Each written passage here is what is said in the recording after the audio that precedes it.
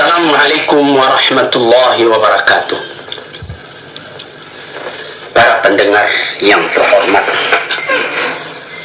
hari ini kita teruskan menafsirkan Al-Quran Surat Al-Baqarah. Kita mulai sekarang ini daripada ayat 172 dan seterusnya. A'udzu billahi minasy syaithanir rajim. Ya ayyuhalladzina amanu kulu min thayyibati ma razaqnakum washkuru lillahi in kuntum iyyahu ta'budun. Innama harrama alaikumul maytata wad-dama wa lahmal khinziri wa ma uhilla bihi li ghairillah faman ittara ghayra baghin wala 'adin fala ithma alayhi Inna Allah ghafurur rahim. Wahai orang-orang yang beriman, makanlah daripada yang baik-baik, yang bagus-bagus, apa yang kami anugerahkan kepada kamu. Washkuru lillahi, dan bersyukurlah kamu kepada Allah jika adalah kamu orang-orang yang memperhambakan diri kepada Allah itu. Dalam ayat ini kita mendapat perintah yang positif sekali, perkara mencari makan. Wahai orang-orang yang beriman, makanlah yang baik-baik, apa yang kami rezekikan, apa yang kami anugerahkan kepada kamu. Pertama, ditegur kita sebagai orang yang beriman. Yang kedua, diperintahkan kita makan. Tapi makanan itu hendaklah yang baik-baik, yaitu yang halal, apa yang direzekikan oleh Tuhan. Kata-kata thayyibat itu yang baik-baik amat luas maksudnya. Pertama halal, kedua baik. Misalnya ada yang halal tapi tidak baik. Misalnya kita renang-renang di tempat, di balong, kelihatan ikan mati. Ikan itu rupanya sudah mati semalam telah lalu, jadi sudah mulai bau. Halal kayak ikan itu? Halal. Tapi nanti kalau dimasak itu sudah bau. Tidak baik lagi. Itu halusnya itu. Jadi min thayyibati sebagai ayat dulu yang telah kita baca, halalan thayyibah, dia halal tapi baik. Jadi di sini amat luas yang dimaksud dengan ayat ini. Kita makan boleh kita artikan thayyibat, yang baik-baik, yang ada gizi, yang cukup vitaminnya, vitamin D, vitamin C dan lain-lain sebagainya, yang mengandung kalori. Tapi di samping itu yang halal. Jangan yang dicuri, jangan yang dikorupsi, jangan yang ditipukan. Misalnya masuk ayam orang lain ke dalam pekarangan kita tangkap, kita gulai enak-enak. Gulainya enak, tapi barangnya tidak baik lagi, sebab itu barang tidak halal. Tidak izin yang punya, mencuri kita dalam hal itu. Nah, itulah maksudnya min thayyibati ma razaqnakum. Bergantung lagi kepada suatu hadis, dikatakan ada orang ash'atha aghbara yamuddu yadayhi ila as-sama'i ya rabbu ya rabb wa mat'amuhu haramun wa mashrabuhu haramun wa malbasuhu haramun wa ghudhiya bil haram anna yustajabu lah. Orang keluar dari rumahnya berpakaian tidak teratur, kemudian dia mencari ke sana kemari, dia tadahkan tangannya ke langit, minta kepada Allah, ya Allah, beri saya rezeki, ya Allah, beri saya kesentosaan, kebahagiaan, kesenangan. Padahal yang dimakannya haram, yang diminumnya haram, yang dipakainya haram. Bagaimana jalannya Tuhan akan mengabulkan permintaannya itu? Ini hadis Nabi. Jadi makanan itu sangat besar pengaruhnya kepada budi pekerti kita sendiri. Sebab itu biarlah sedikit yang kita dapat, asal halal, asal baik, daripada banyak tetapi tidak halal atau tidak baik. Washkurulillah in kuntum iyyahu ta'budun. Dan bersyukurlah kepada Allah kalau sekiranya engkau benar-benar beribadat kepadanya. Jadi ini bertali. Orang yang bersungguh-sungguh ibadat kepada Allah, dia mesti bersyukur kepada Tuhan. Sampai kepada awal ayat. Kalau dia bersyukur kepada Tuhan, dia tidak akan mau makan makanan yang tidak baik. Dia tidak akan mau makan makanan yang haram. Sebab dia rezeki Tuhan itu memberi pengaruh kepada tubuh manusia, memberi pengaruh kepada langkah lenggok manusia. Sekali kita sudah biar buat jahat, nanti yang kedua kali sudah mudah. Terus nanti kita punya hidup itu penuh dengan kejahatan. Sekali kita sudah berdosa, sudah berdusta, yang kedua kali sudah murah berdusta. Terus nanti menjadi pembohong jadinya. Sehingga sudah sukar menghilangkan kebohongan itu dari hati sendiri. Disitulah maka kita menjaga apa yang akan dimakan itu sesuai dengan ilmu kedokteran, dengan ilmu tentang hal tubuh, tentang hal gizi, tentang hal kalori yang ada sekarang ini dibicarakan orang. Kemudian diterangkan oleh ayat yang selanjutnya, innama harrama alaikumul maitata, sesungguhnya diharamkan, yang diharamkan atas kamu memakannya ialah al-maitata. Pertama sekali segala macam bangkai. Di dalam ayat yang lain ditunjukkan wal mauqudatu wal muntanatihatu wal mutaraddiyatu. Ada yang bangkai itu an-natihatu, kambing sama kambing berlaga, dihantamnya mati kawannya, itu bangkai namanya, sebab itu tidak disembelih. Atau yang jatuh dari puncak bukit ke bawah sampai di bawah mati, sebab itu tidak disembelih. Atau tersangkut kakinya lantas tidak bisa bergerak lagi, mati. Pendeknya segala yang tidak disembelih mati. Matinya itu namanya mati bangkai, tidak boleh dimakan. Kecuali di dalam hukum diterangkan, misalnya kita pergi menembak, kita baca ketika akan menembak tadi bismillahirrahmanirrahim, kita niatkan bahwa menembak itu sebagai sudah menjadi menjadi menyembelih, maka dengan bismillah tadi tembak, mati, jatuh itu binatang ke bawah, itu sudah, itu boleh tidak bangkai lagi namanya, karena kita sudah niatkan dari pertama ketika kita menembak tadi.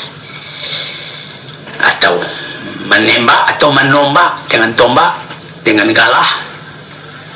Tapi kalau dia masih bernyawa, cepat-cepat kita sembelih juga supaya menghilangkan was-was yang ada di hati kita.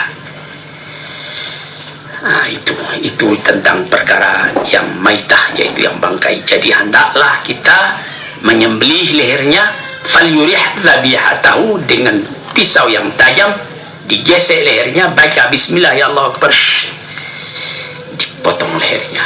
Itu namanya, itu halal.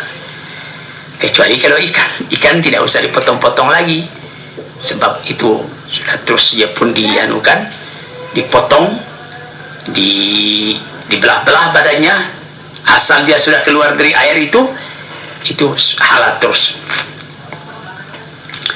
Wadama, dan darah. Darah itu sama dengan bangkai. Orang yang memegang agama tidak akan meminum darah itu. Ada orang memotong kambing atau orang memotong sapi atau memotong kerbau, ditampung darahnya, lalu darah tadi digoreng dimakan, tidak boleh itu. Sama itu najisnya dengan bangkai tadi. Yang ketiga, walahmal khizir, daging babi. Daging babi, agama Yahudi jelas-jelas menuliskan di dalam kitab Perjanjian Lama bahwa daging babi itu juga terlarang. Dan di dalam kitab Bible sendiri, babi itu perumpamaan yang jelek sekali, sampai dikatakan orang jadi babi. Jadi segala celaan yang baik kepada yang buruk terus kepada babi. Nah, dalam agama Islam dikuatkan lagi bahwa makan daging babi itu tidak boleh. Wa ma uhilla bihi li ghairillah, atau yang dipotong untuk yang selain Allah. Ada orang memotong binatang, katanya ini hadiah kepada hantu di sana, atau kepada jin laut, kepada puja pantai. Walaupun dibacanya bismillah ketika dia memotong, tapi kalau niatnya itu adalah hadiah kepada jin, kepada yang lain-lain, kepada penghuni pantai, penghuni laut, sudah sama juga itu dengan bangkai yang demikian itu. Nah, jadi 4 itu yang jadi pokok. Ada lagi soal-soal yang lain, seperti binatang yang hidup di antara dua daratan, sebentar dia di laut, sebentar dia di darat, bagaimana hukumnya? Ini sudah khilafiyah ulama lagi. Ada lagi yang dikatakan di dalam hadis, al-makhlabu minat tair, binatang burung yang menerkam, atau sunabin minas sibak, yang bersaing, jadi singa, gajah, harimau, kucing, anjing, yang pada dasarnya itu juga menurut hadis itu juga haram dimakan. Sebab itu timbul khilafiyah ulama, karena ayat ini pakai innama yang kita sedang tafsirkan sekarang ini, cuma yang haram ini, maka ada ulama yang mengatakan haram itu yang tersebut di sini saja, yang lain-lain itu tidak, katanya. Tetapi beberapa imam seperti Imam Syafi'i sendiri banyak yang haram yang beliau terangkan. Ada lagi perselisihan lain, katanya yuhillu malamut tayyibat yuharrimu alaihimul khaba'ith. Halal mana yang baik-baik, haram mana yang keji-keji. Ini luas lagi yang keji-keji ini. Dalam ayat ini tidak termasuk tikus. Jadi kalau menurut ayat yang sedang kita tafsirkan saja, ini saja, tikus juga boleh dimakan. Tapi ayat yang lain, yuharrimu alaihimul khaba'ith, bagaimana perasaanmu menghadapi tikus? Keji, itu juga haram, katanya. Jadi panjanglah cerita tentang hal ini, supaya kita menjaga wa yuharrimu alaihimul khaba'ith, yang keji-keji, seperti misalnya katak. Banyak orang makan katak, sampai sekarang masih perselisihan. Setengah ulama mengatakan boleh dimakan sebab tidak ada tersebut dalam Quran perkara katak. Setengah ulama mengatakan tidak, jangan. Jadi orang tanya sama saya, bagaimana? Ya, saya tidak bertemu itu mengharamkan katak itu. Tapi pada suatu hari ketika saya pergi ke Paris, dalam kapal terbang dihadiahkan, silakan saya makan daging, makan kaki katak itu, saya sudah digoreng. Saya makan sedikit, lantas meloyo perut saya, karena barangkali tidak biasa. Sebab itu saya tidak sekali juga makan katak, cuma sekali itu saja di kakinya sebentar. Jadi di sini ada pertalian wa yuharrimu amal khaba'ith, yang kita sendiri merasa itu keji, lebih baik kita luaskan, jangan makan begitu. Famanitturra, tapi barang siapa yang terpaksa, tidak ada makanan lain lagi, Ghayra bagin, bukan karena dia itu hendak melanggar, wala adin, bukan karena hendak menantang. Fala itsma alaih, tidak berdosa dia. Malah menurut Hambali, kita misalnya dalam perjalanan tak ada makanan lain lagi, kita sudah lapar, hampir mati kelaparan, dia hadiahkan orang kepada kita sate babi. Tidak ada makanan yang lain lagi. Boleh apa tidak? Menurut ayat ini boleh. Malah kalau sekiranya kita menahan diri tak mau makan daging itu, lalu kita mati, menurut mazhab Hambali kita menganiaya diri sendiri, sama dengan membunuh diri sendiri. Begitu pentingnya hal ini. Jadi ya, kita melihat juga, sedangkan babi lagi begitu. Tentara kita dia masuk hutan, keluar hutan, pergi bergelia, ketemu ular, dia bantai ular itu, dia tangkap, dia pukul, dia bikin sate. Nah, itu bagaimana? Sedangkan daging babi, kalau tidak ada yang lain lagi, kita bisa mati, boleh dimakan, apalagi daging ular itu. Nah, malah ada lagi ulama lain mengatakan ular itu tidak ada tersebut dalam Quran, ini ya, makan saja, habis perkara. Nah, itu yang tadi juga jawabnya. Kalau orang mandang itu keji, jadi haram juga baginya. Innallaha ghafurur rahim. Allah Ta'ala amat pengampun, amat penyayang. Kepada siapa? Kepada orang yang terpaksa. Famanitturra, tadi terpaksa. Darurat namanya. Di dalam kaidah ilmu usul fikih dikatakan ad-darurat tubi'ul mahzurat. Kalau sudah darurat, tidak ada yang lain lagi, maka yang haram itu menjadi halal lah, yaitu mengenai makanan. Jangan nanti payah pula dibaca pula nanti aturan yang begitu itu, ad-darurat tubi'ul mahzurat. Lantas kita pergi ke Eropa kemana-mana, istri tidak ada, lantas kita berzina, tidak boleh katakan darurat tubi'ul mahzurat dalam perkara itu. Innal ladzina yaktumuna ma anzalallahu minal kitabi wa yashtaruna bihi thamanan qalila ulaika ma ya'kuluna fi butunihim illa an-nar wa la yukallimuhumullahu yawmal qiyamah wa yuzakkihim wa lahum adzabun alim. Sesungguhnya orang-orang yang menyembunyikan, tidak memberi keterangan yang benar tentang apa yang diturunkan oleh Allah di dalam Alkitab, di dalam Al-Quran, di dalam wahyu yang turun kepada Rasul, wa yashtaruna bihi thamanan qalilan, lalu diperjualbelikannya ayat itu dengan harga yang sedikit, dihalalkan barang yang haram atau diharamkan barang yang halal, padahal sudah melanggar kepada prinsip agama. Tetapi karena ada upah, ada korupsi yang akan dia terima, karena itu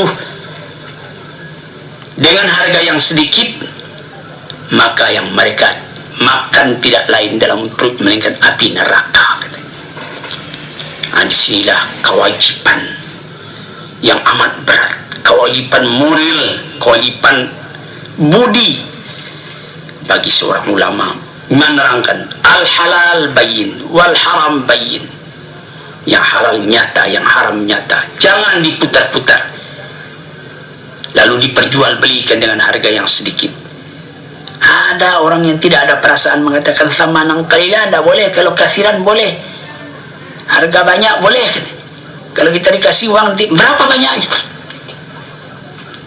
walau sebesar bumi kita dikasih kekayaan, namun itu masih thamanan qalilan namanya, dibandingkan dengan kehidupan kita akhirat nanti. Neraka yang akan di tempat kita kalau sekali kita menyembunyikan kebenaran itu karena uang. Berapalah lamanya uang itu, berapalah lamanya kekayaan itu, berapalah lama pengaruh itu kalau kita akan memutar-mutarkan ayat Allah kepada yang artinya lain. Orang yang seperti itu dikatakan oleh Tuhan, yang dimakannya dalam perutnya api, lain tidak, membakarnya sendiri. Wala yukallimuhumullahu yawmal qiyamah, di hari kiamat Allah tak mau bercakap dengan mereka. Wala yuzakkihim, dan Allah tidak akan membersihkan mereka. Walahum adzabun alim, dan bagi mereka adalah azab yang amat pedih. Na'udzubillahi min dzalik. Tuan-tuan yang terhormat, inilah satu beban berat di atas pundaknya orang yang bergelar ulama untuk menjelaskan, karena kita ini cuma menyambung perkataan Allah dan Rasul, bukan mempermain-mainkannya. Kita bertanggung jawab di hadapannya.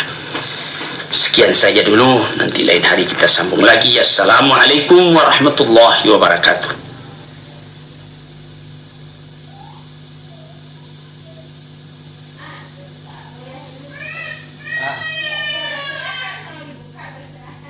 Anda